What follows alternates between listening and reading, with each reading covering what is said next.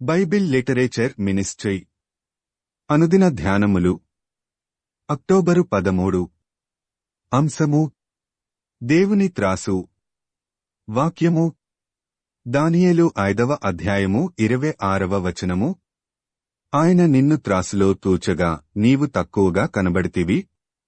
ప్రభువునందు ప్రియులారా, నేటి వాక్యమును ధ్యానించుకుందాము. రాజైన బెల్షస్సరుతో దానియేలు చెప్పిన మాటలు ఇవి.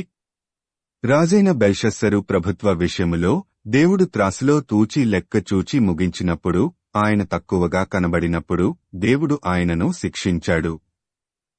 మొదటి మానవుడైన ఆదాము మొదలుకొని క్రీస్తు రెండవ రాకడ వరకు ఈ భూమి మీద పుట్టిన ప్రతి ఒక్కరి లెక్క వ్రాయబడుతుంది. వారి జీవిత కాలములో వారు చేసిన ప్రతి పనిని బట్టి తీర్పు తీర్చబడుతుంది. ఆయన ప్రతివానికి వాని క్రియల చొప్పున ప్రతిఫలమిచ్చును. రోమా 2:6. మనిషి తన జ్ఞానాన్ని ఉపయోగించి ఎంతో గొప్ప టెక్నాలజీని తయారు చేశాడు. మనుష్యుల జ్ఞానము దేవుని వెర్రితనముతో సమానమైతే మరి దేవుని జ్ఞానము ఇంకెంత గొప్పగా ఉంటుందో కదా.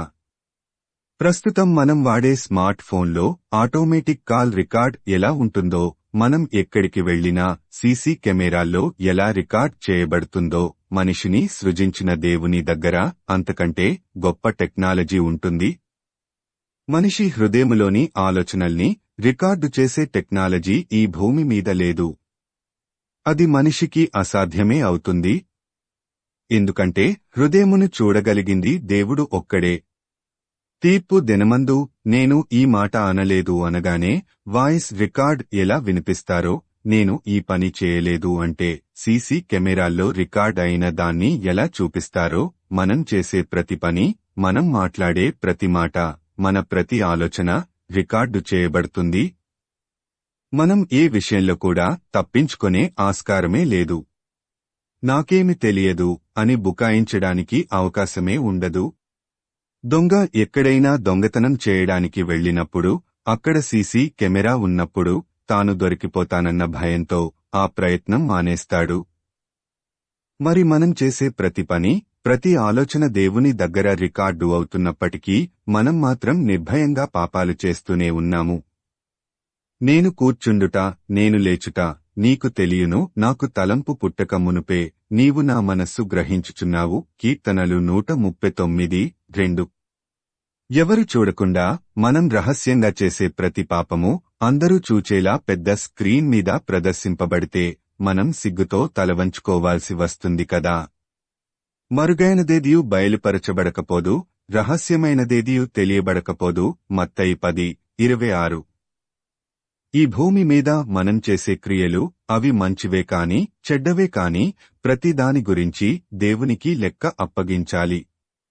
దేవుని దగ్గర ఉన్న మన క్రియల డేటా మొత్తం ఆయన త్రాసులో పెట్టినప్పుడు మనం తక్కువగా కనబడుతున్నామా, ఎక్కువగా కనబడుతున్నామా అన్నదాన్ని బట్టి మనం వెళ్లాల్సింది నరకానికా, పరలోకానికా అన్నది నిర్ణయించబడుతుంది. మనం దేవుని త్రాసులో తక్కువగా కనబడకుండునట్లు పాపపు జీవితాన్ని వదిలేసి దేవునికి ఇష్టమైన జీవితం జీవిద్దాం. అందుకు నీవు సిద్ధమా? ప్రార్థించుకుందాము.